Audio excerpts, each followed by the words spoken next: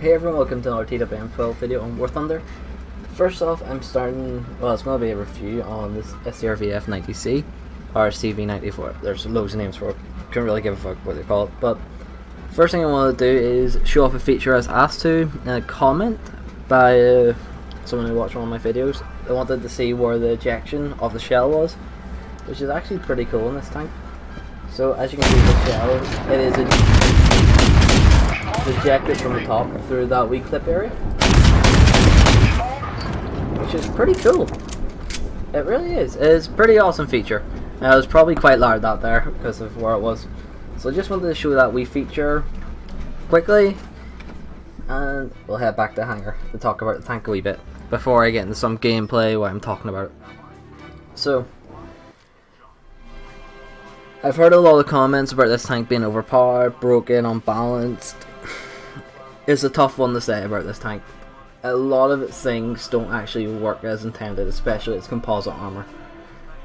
So if I go on to the armor plating, as you can see, it's got composite screens on the sides, composite screen on the top. However, these composite screens from its Mexus armor pack, I believe this is the Mexus armor kit. Well, some of it's from Mexus, I believe, I'm not 100% sure. Correct me if I'm wrong. If anyone is actually in Sweden or has served in one of these vehicles, correct me if I'm wrong on the armor package. I think I'm right. It doesn't deflect a lot of shells. You'll get the odd lucky bounce and the odd lucky what the fuck I shouldn't have survived it, but it's essentially paper. You will get hull broken or you'll die very easily from a lot of what the fuck, especially when you think your composite's going to protect you. It really won't. So another thing that balances this tank, I'll just talk a few things where it balances first, is it's extremely expensive in ammunition. You don't buy it as clips, you don't buy it as anything like that there. What you do buy is single sabos. And a single sabo for the top shell, the god tier shell, is 290. Every 700 shells or 700 shots is going to cost you 200k if you don't replenish them automatically after, which is an ungodly amount of ammunition. And well, land suspended ammunition, like 200,000 for 700 shots. But if you do replenish every game, it's going to cost you about 30,000 in ammunition if you're not careful with it. So while we're on the ammo, we'll talk about some of the ammo choices. You've got the basic M90. I'm not even going to I don't even know, SLPPR, I'm not even going to pronounce that there. So you got the M90, it's not bad. 43mm pen up to 116mm at 2000 meters. It's pretty standard HE. The high explosive variable time fuse, self-destroying. I've never had any luck with this shell. I would just discard it. I've never had any luck with it, personally speaking. Now the MO1, it is ungodly. It's the god tier one. You can kill any tank as long as you know where to shoot from 2000 meters away easily. Done it in a few games myself. Right through the side of the turret, right through the side of the hull, right through the top of the turret. It's a very strong shell with very good muzzle velocity, and it's got pretty good projectile mass, 0.25 kilos. It might seem a lot, but when you're putting 24 shells down range rapidly, it adds up very quickly in how much you're penetrating tanks. Next thing I'd also like to mention about the ammunition, it's not stored like other ones.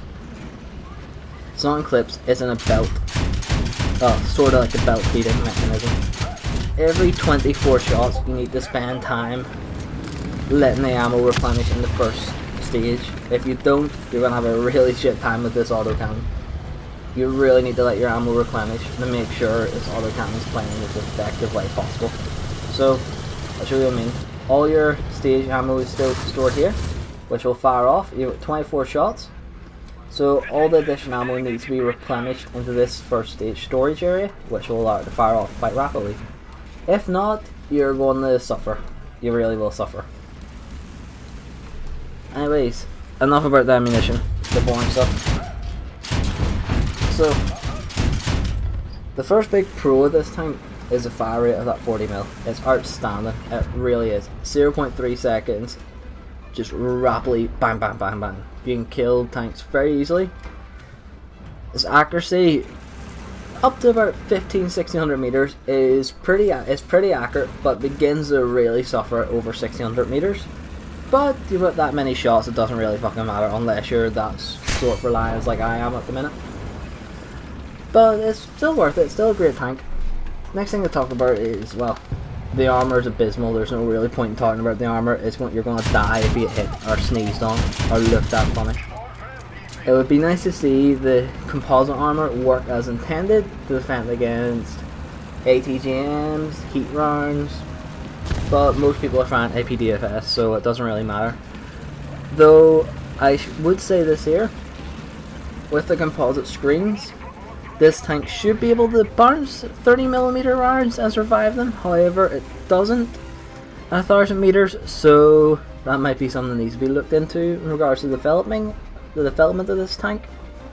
Anyways, the crew, you have 4 crew members, as you can see. Driver, loader, commander and gunner.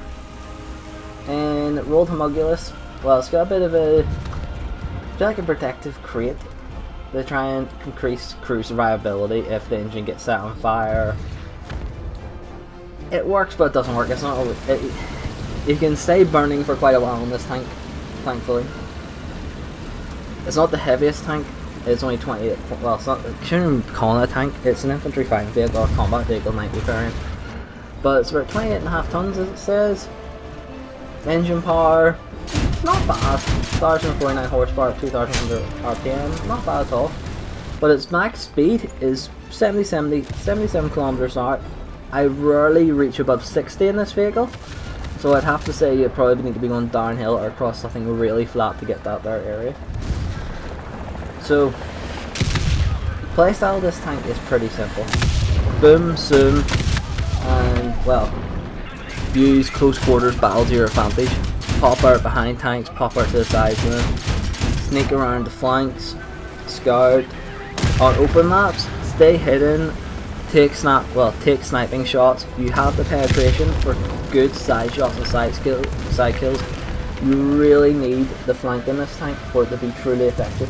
You can kill some tanks such as the Ariete PSO from the front through the hull and some other tanks, but the best way to be effective with this tank is get the flanking position around beside the tank or around beside the enemy tanks and kill it through the side. Because I can guarantee you now, there's no tank that can defend against this from the side. It'll cut through any of them, even at 2000 meters. So, some of the cons of it. One of the big cons I said earlier was its armor. The composite screens don't work very effectively in this here game. They really don't. Another big con of it is the ammunition cost. It really struggles to make this vehicle economic. However, it may struggle to make it economically viable, but it is pretty fun. It's still enjoyable. It's one of them tanks where you don't care about Silver Lions or how much it costs, you just play it because it's a fun fucking tank to play. It really is. And it's the first time I'm actually doing a video this way for a review, so I hope you all enjoy it. So hopefully you do while I talk about this here. Another massive con though is, while its thermal sights are brilliant, if you see here, the radiator is on at this point. If you look on this side, the radiator is to the back right. If you look at the back right with the thermal sights on, it's not very good, put it that way. It sort of blocks out some of your view, so you sort of do have a lack of vision in some places due to where the radiator is, but it's not a big con. Another, well, I wouldn't really say this is really a con, but you only have -8 degrees of depression, so popping over and trying to angle over hills isn't it's not a very good option. You do have 35 degree, -8 to 35, it's not bad, with a turret rotation speed. Well, a turret rotation speed could be a wee bit faster, it's 46 degrees a second. Could be slightly faster, it'd be a bit nicer, but my crew isn't maxed out, so it might affect it a wee bit. But all in all, it's an outstanding infantry fighting vehicle, or combat vehicle might be, whatever you want to call it. As you can see, I'm rocking the UN skin on it, because, well, making UN useful for once.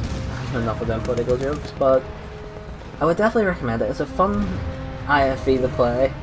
It's probably the best one at the minute currently. Though I would say it definitely needs a bit of a wee rework in regards to its composite armor and its 40mm. I would also say that if you get this tank, it will be one of the... sorry, I shouldn't even say tank, I keep calling it tank. I would say if you get this IFV or CV90, I would definitely say it'll be one of the most fun vehicles you play in War Thunder. It feels like you actually have a chance to do something realistic without getting some bullshit 3km snipe through a window across the map by someone the easy cheat system hasn't got, or dying by some fucking fluky shot. But it's a tank anyone can enjoy. I keep calling it tank for fuck's sake. It's a vehicle anyone can enjoy, and I really recommend it for anyone to try and grind it, especially when the tree is open to the public, and instead you have to pay instead of being paid into. So it's definitely a nice vehicle. Definitely would recommend it, and hope you enjoyed the video. Thanks again for watching, and please like and subscribe.